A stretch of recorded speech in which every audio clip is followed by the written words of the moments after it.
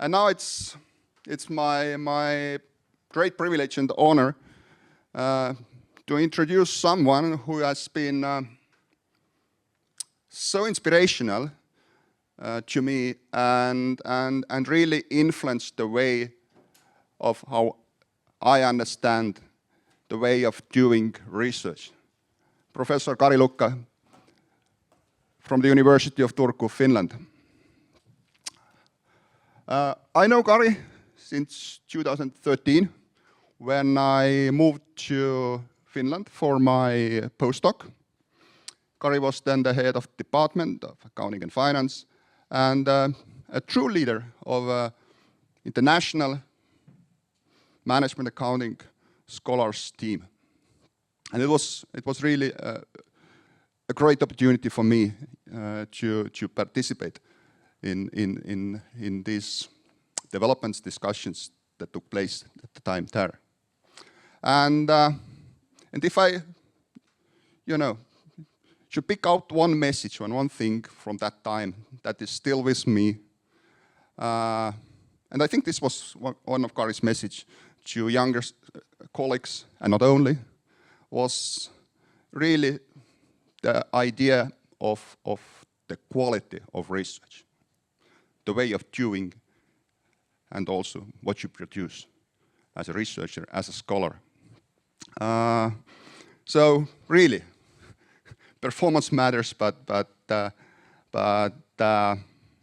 you have to develop your ideas. You have to be clear, provide something interesting and meaningful, and take your time if needed. Even go back to the whiteboard. Think it once again.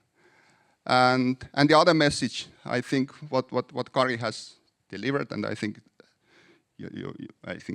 many of you know Kari, is really that also preparation matters. So you go, you discuss, you prepare to contribute. And I think these are two really valuable things, and especially important in these times when everything is speeded up and there are increasing pressures to produce faster, more and more and more in academia worldwide. So, but of course, I mean, these are not the only things. I mean, you can learn many things from Kari. The most recent things I personally have learned, if you have a chance, of course, how to improve your technique in playing frisbee golf, or how to recognize some birds, then they sing in the forest. So, yeah, many interesting talks we have had with Kari. But I also want to emphasize that Kari's research interests, and as I said, many of you know him, are really, covering and cover a wide range of topics related to management accounting, accounting theory, methodological topics. Kari was the editor-in-chief in the European Accounting Review from 2000 to 2005, and currently is an associate editor of QRAM and editorial board member of several leading accounting journals like AAAJ, AOS, CPA, and MAR, just to mention a few. And finally, and maybe not finally, but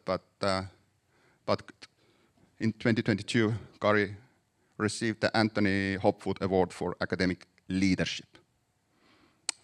So with this in mind, I'm very happy to welcome you here in Tartu, in my hometown, here at our ENROAC Conference, and speaking us about the threat of instrumentalism to sustainable academia. And we have agreed with Kari that after his presentation, which will take about 30 minutes, so we will take questions, comments, and Kari is looking forward to the discussion with you. So, Kari, the floor is yours. Thank you.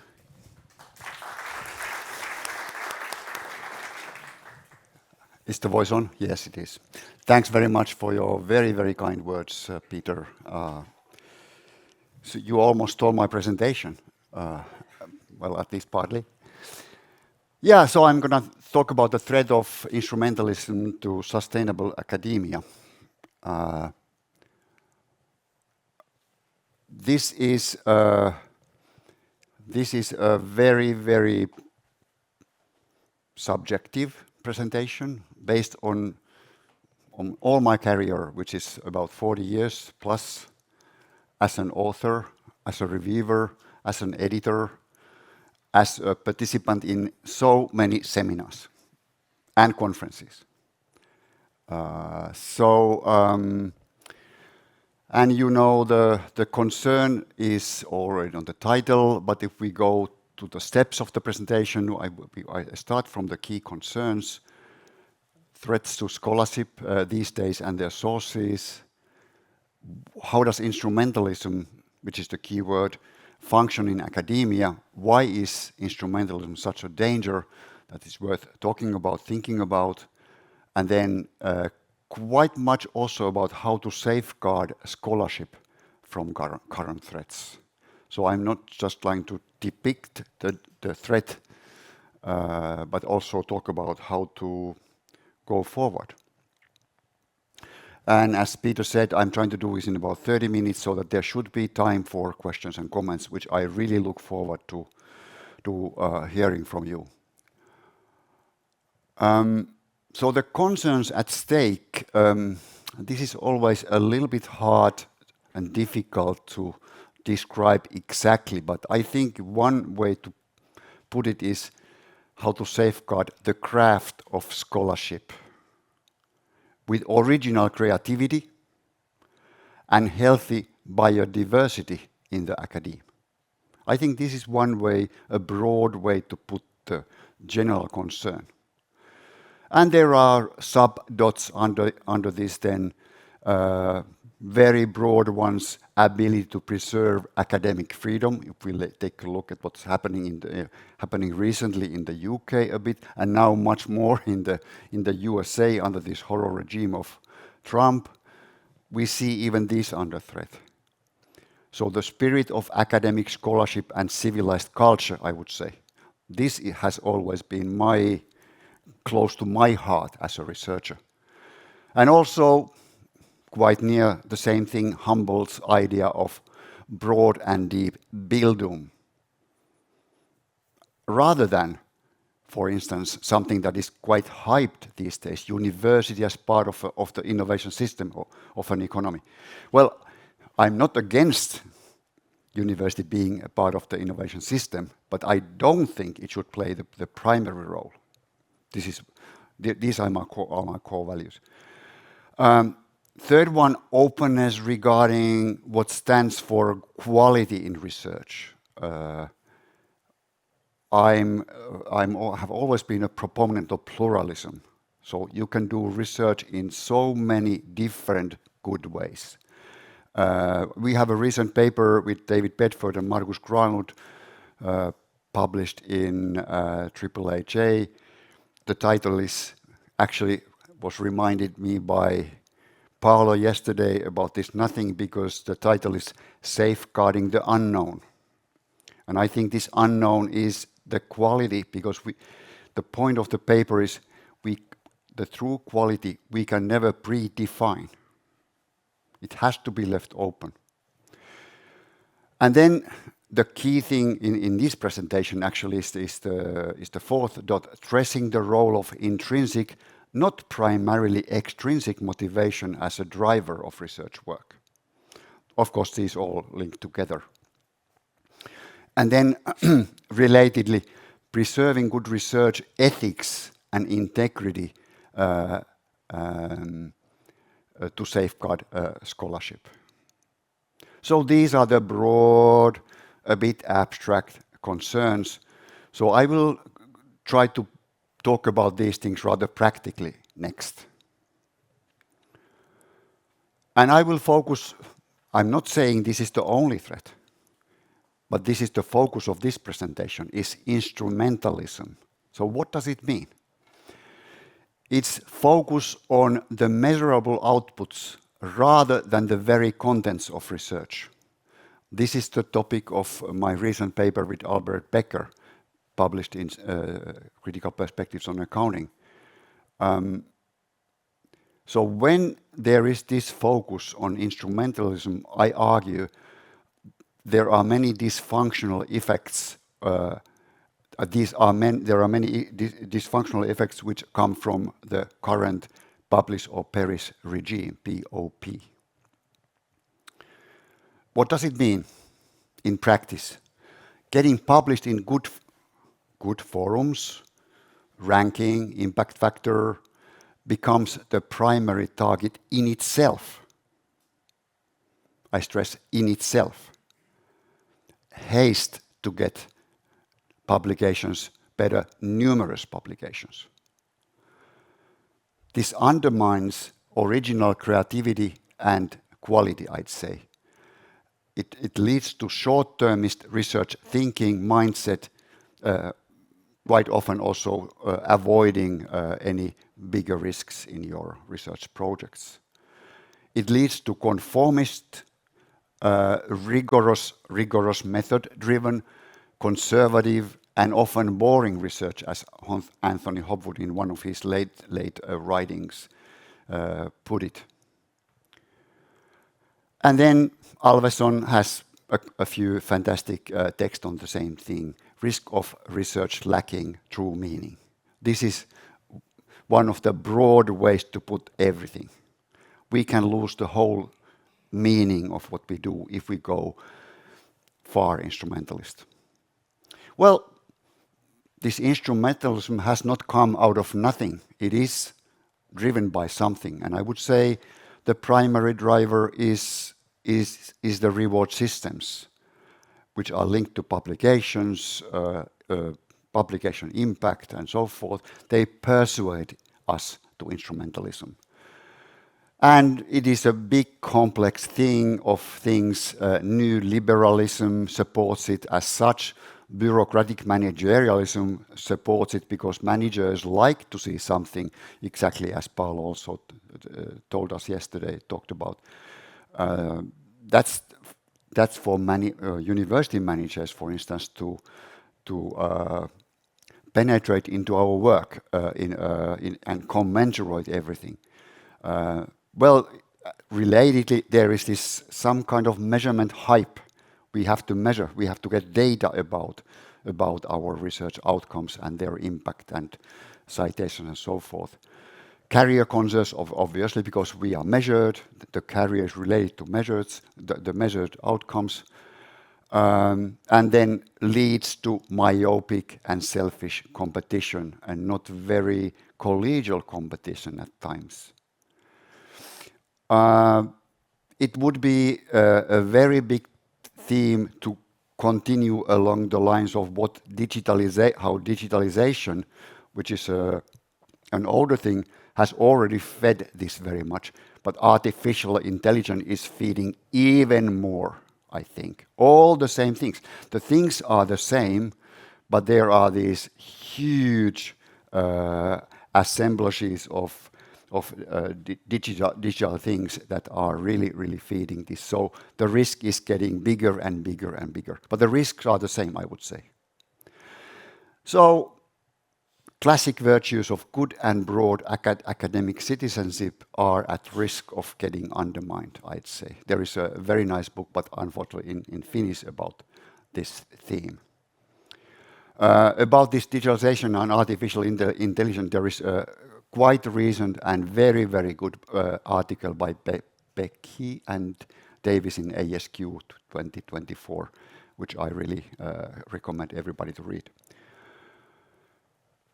So the paper I mentioned with Albrecht, one of its key parts is this table, which is trying to depict how instrumentalism matters in research processes.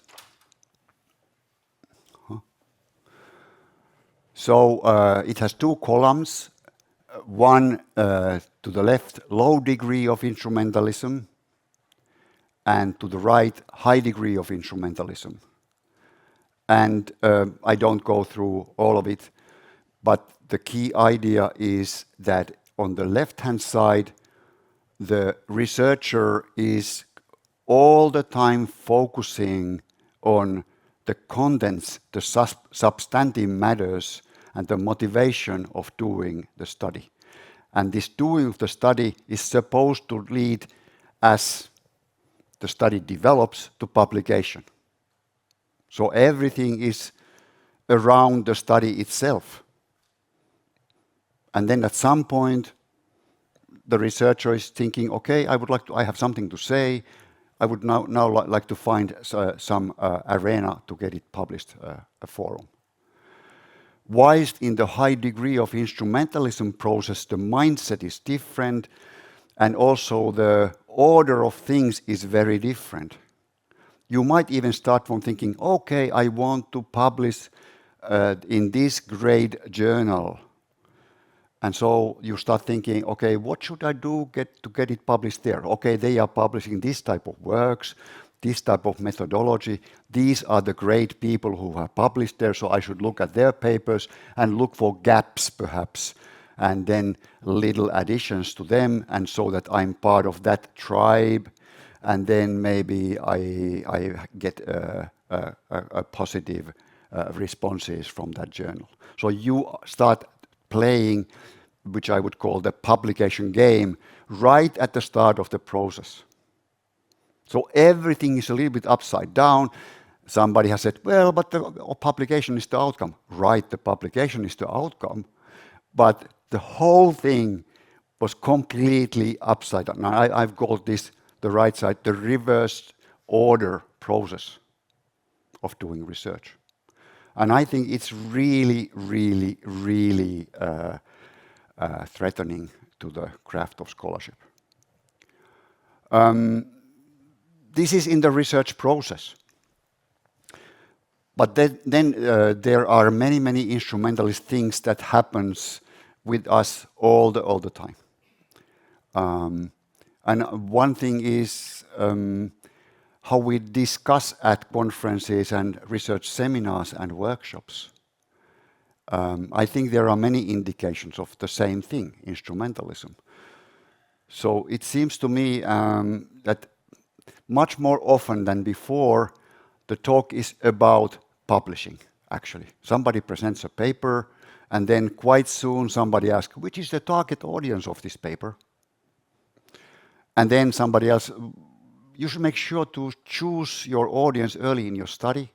And then somebody asks, yes, but in which journal do you want to publish this paper? Of course, these are relevant questions. I come back to this. But at which point they are relevant question is my worry.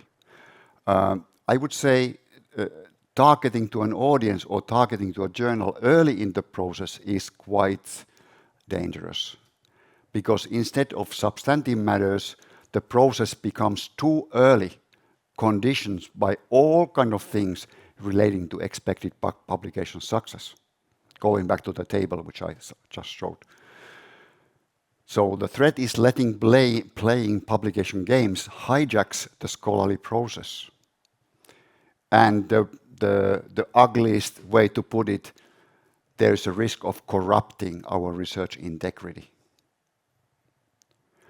Now, I'm sure many of you might think, at least I know many people who think, okay, what is Kari talking about? This is how we do it these days. What kind of dinosaur is this, Kari? I know. Maybe I'm a dinosaur. But I see that this has become a mindset taken granted paradigmatically these days, and very, very seldom anymore challenged. And to me, this is an indication, this is a systemic issue, and a true challenge to reform, of course. So we have a very deep embedded agency here. So, but I want to stress, make no mistake. I have published, you have published.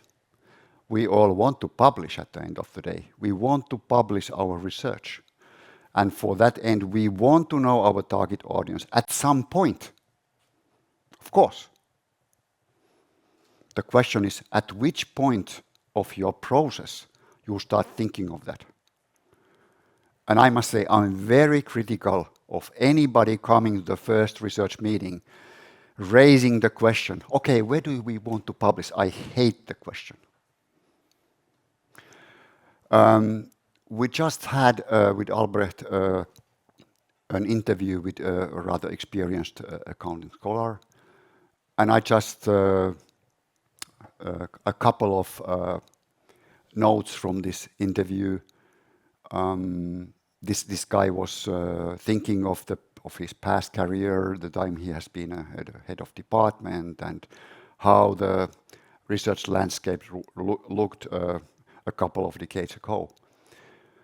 So he said, everything is now outputs. You know, when I was head of department, never bothered with outputs. Why? It's a bit strange first. But then he said, yeah, for the first you have to get the right type of people. That was his main worry, that he got the right type of people to the department. This was a he.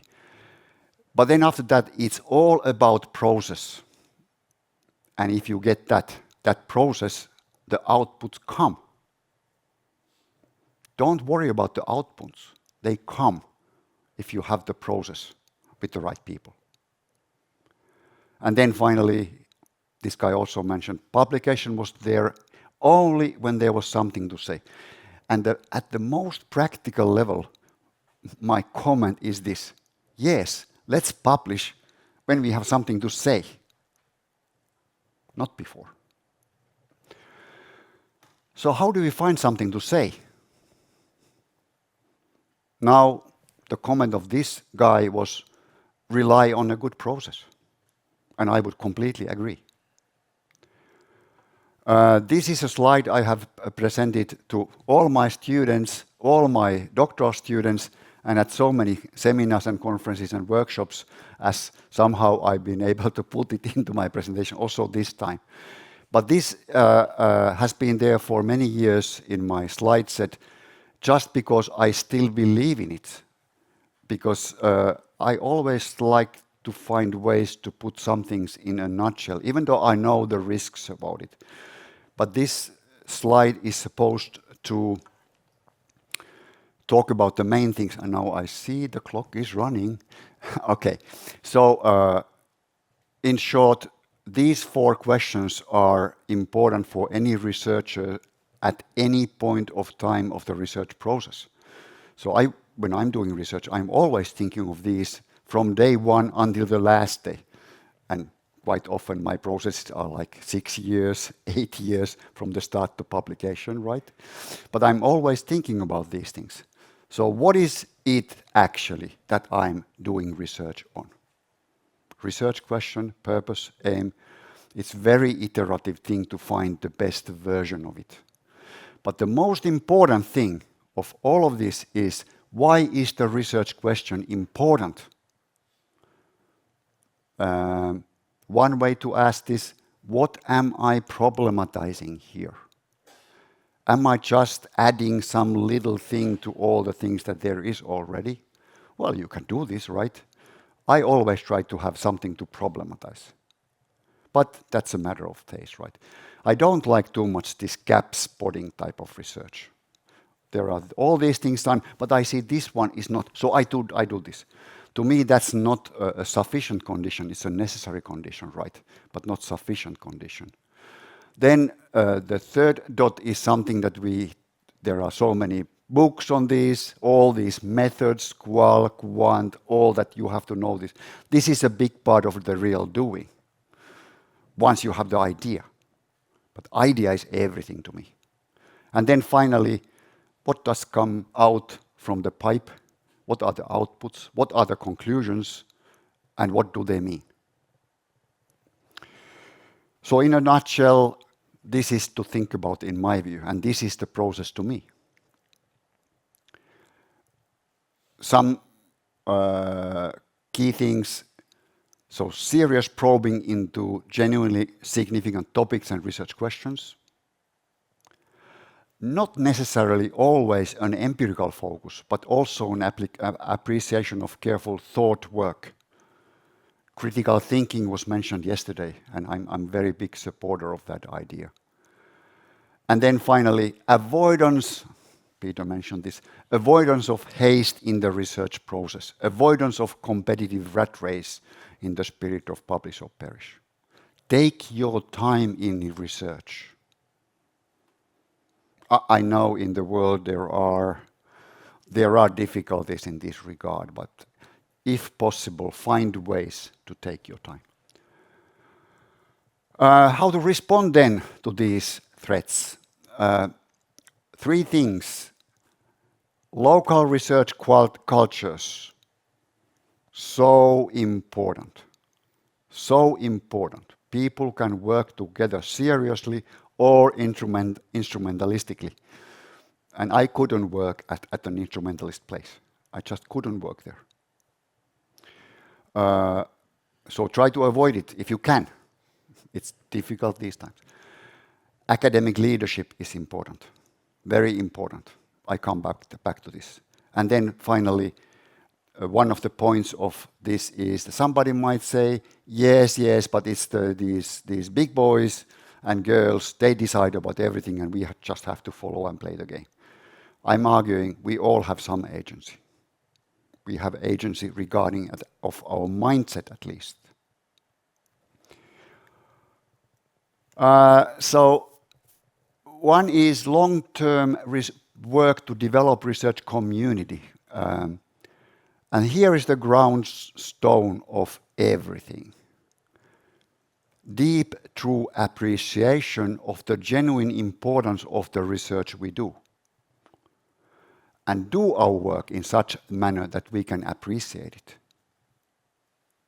If we don't have that, we must be instrumentalist. We have to appreciate what we do. Then developing a we work together culture, a scholarly community, appreciation of scholarly discussions on our ongoing works, not just do your stuff and then try to publish, but talk about it with your good colleagues. Informal discussion groups, we have a lot of experiences of that in Turku. One little technique which I love is related to this 4 dots thing. Drafting 2 pages as a key technique. We have described this quite in detail in Lukka Wauder's paper 2022. And then the research seminars. And I have seen so many different cultures also in that regard.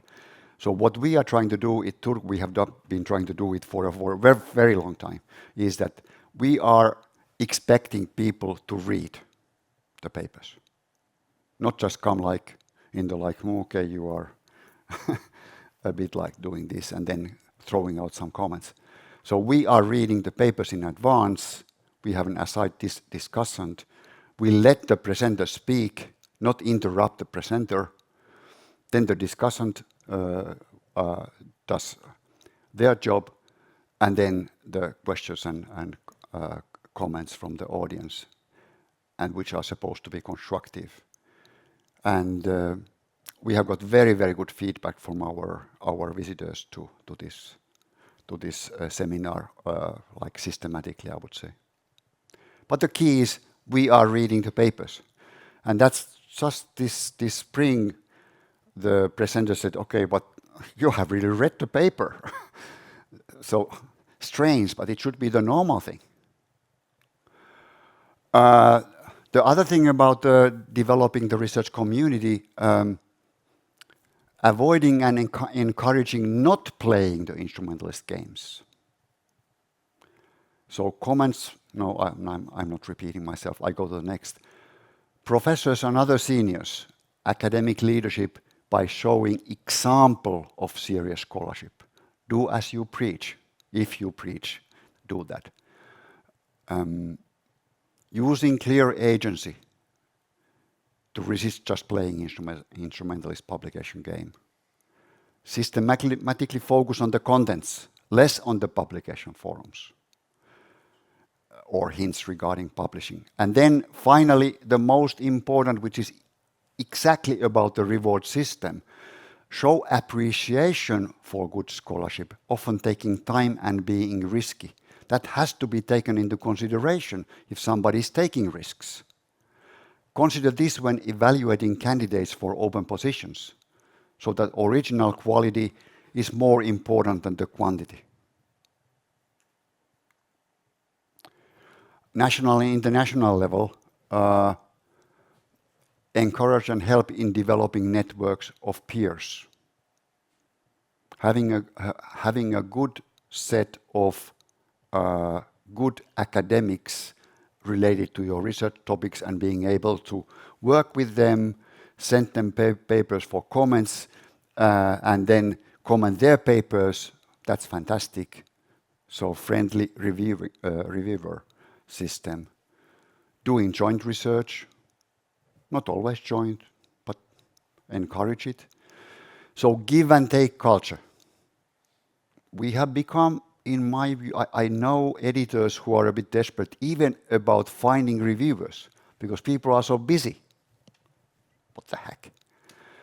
So we should do it. Give and take culture, respectful collegiality.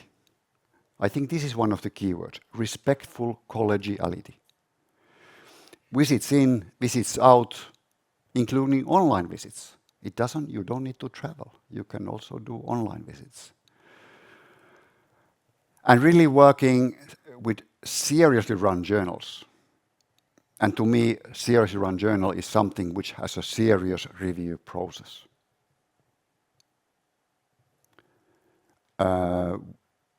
Encourage review work. Presenting actively at national and international seminars and conferences. And keeping in mind that there actually are initiatives that are aligning these thoughts of mine.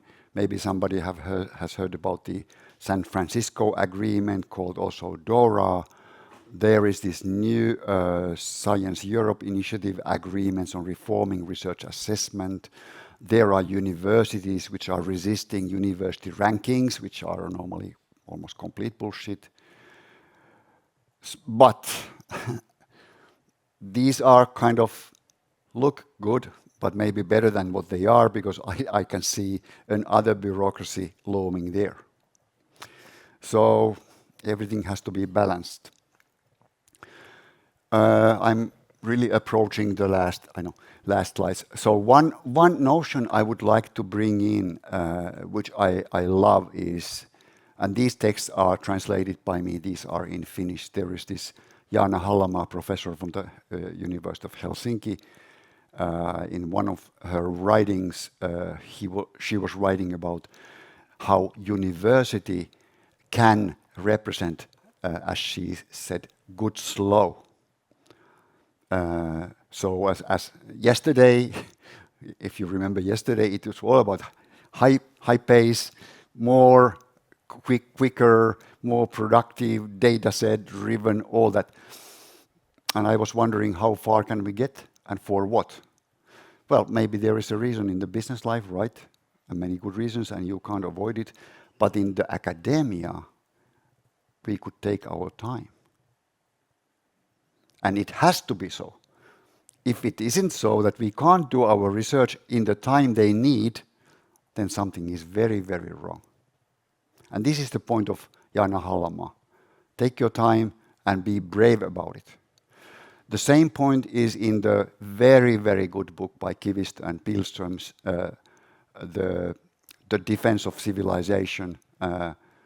Basically, it was all about how the running of universities has become so business-like, strategic focus areas, profiling, choosing out, branding. All these are actually endangering academic work in a true sense, and I would agree. So, but we are in the system.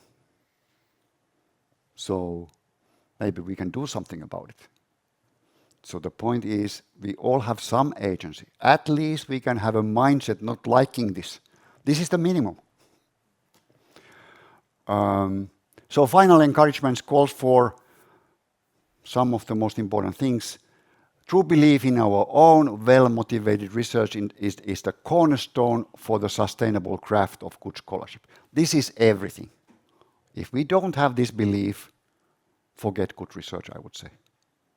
We have to do such research believing. Appreciation of thorough, and I'd say critical thinking is crucial. From gap spotting to problematization-based research, that's my taste toward stronger motivations. General avoidance of instrumentalism. So the point is to participate in leading-edge scholarly discussion through serious scholarship of our own, and thereby have an impact. So the order, have something to say and then say it, like in a publication. And then finally, entertaining the craft of good scholarship not only is our obligation for sustainable academia, but also, I would say, a strategy to make an outstanding difference as a scholar of high quality. So it's not, I don't think it's a bad idea for career purposes either to do it properly, what we do. There are cited works. Many thanks. I was almost in time. I'm really happy to hear your questions and comments and try to respond.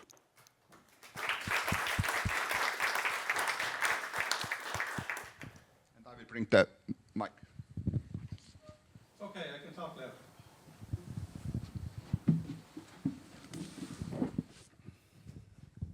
Hi, Gary. Martin Quinn from Queen's University. Oh, hi, yeah. I've always loved the analogy of us all, being apprentices becoming masters. So we're all craftsmen. And I've always, in my own chats to students, used the analogy of a carpenter. And I think it's okay to call us carpenters because Jesus was a carpenter. So I think whether you're religious or not, that's a good trade to be in. But I think you're missing one key point. I agree with 95% of what you say. And the thing I disagree with would be not all carpenters are brilliant. They're all functional. And you're using words like leading edge and serious. And I think what, not you personally, but what we all need to appreciate is there's different levels. And the system is driving us all to be absolute experts, 4-star ABS all the time, which is impossible. And it's not good for mental health of people. The pressures that people are under. And I'm not talking from personal experience. I couldn't give a damn anymore. I've got to that age in life where I really don't care. I publish what I want to publish. I research what I want to research. But I think that's a huge systemic problem. So what do you think about that? Do you think there's room for all colours and types in the world? Yeah, There's room for I people think that can. I think the analogy I'd use is the carpenters that rebuilt the Notre Dame de Paris are obviously experts, very serious craftsmen, can charge what they want. But there's carpenters out there that can make tables and they're just as functional. I'm not quite sure what is the difference in our thinking. Probably very little, 95%. I can see my thoughts in what you say. So I think I agree. Okay.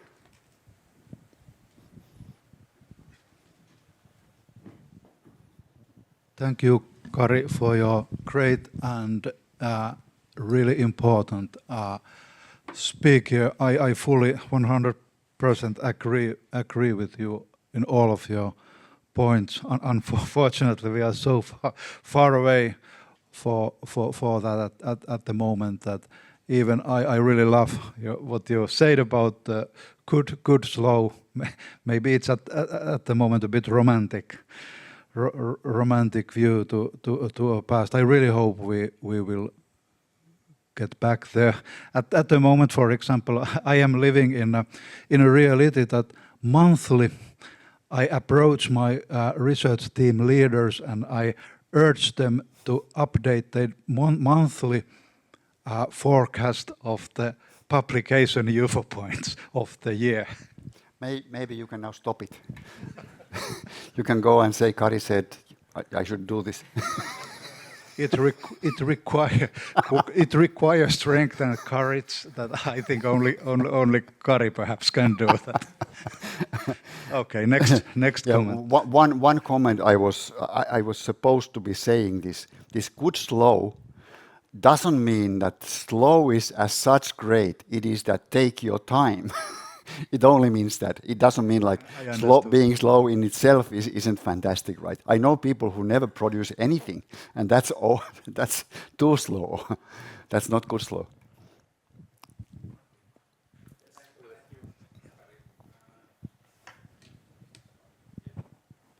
Yeah. The colors okay, are in yeah. my eyes. So, okay, now I can see. Okay. Now, yeah. Okay. Jukka here. Yeah, hi. But thank you for this excellent life guides for us academics, and it's really you are a great example for us as an academic, and as an academic leader too, as we know, many of us. And I was wondering, after your presentation, I agree very much about your message here, but I have been thinking about what is after this kind of ranking and framing and point picking system. What comes after this? Paradigms often change, not often, but sometimes they change, and now we have seen many of these problems that this framing and point picking ranking system has created to academia. And what is after this? I think something like social impact is luring somewhere behind the corner, and who cares in broader society about our rankings and journals, this publication play here. But what is impact in the broader society? Of course, these degrees, education, knowledge, research. That what you are talking about here, Yeah. new knowledge. Yeah. But how this comes, or now, I mean, the what worst might be possible? scenarios. Yeah. The worst scenario is already happening. Is knowledge doesn't mean anything. You can decide about what is true. This is the horror regime of Trump. Is he thinks he can decide what is truth? It's so ridiculous. But I mean, if we forget that, then I think all this impact ranking. I mean, what you read about universities these days from newspapers is that, yeah, University of Turku was ranked in this and this way in Shanghai ranking or some other ranking, and Helsinki yliopisto, University of Helsinki was ranked in this way, and Jyväskylä in this way. So this starts to be part of the click media thinking, social media thinking. I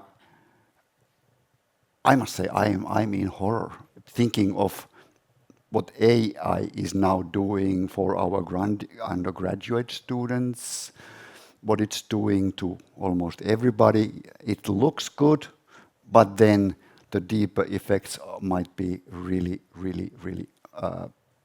bad. I don't know.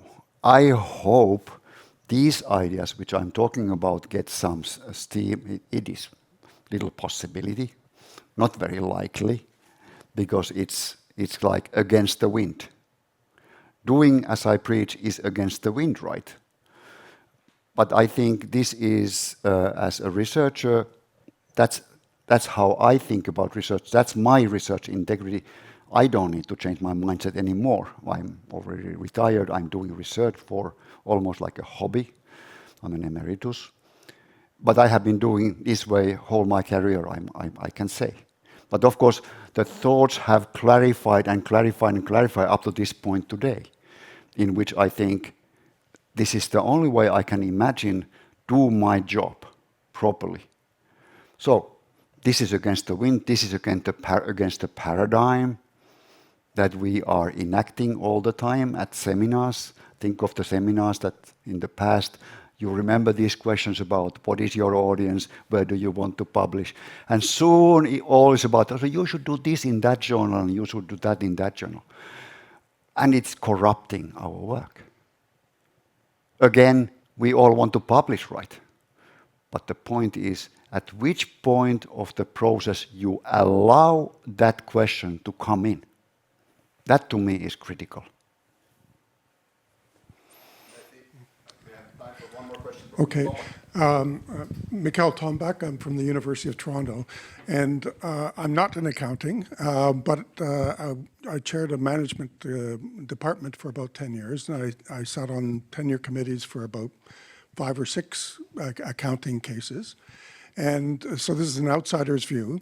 How does accounting tenure cases differ from say finance or economics is kind of interesting, and it goes a little bit according to what you were saying.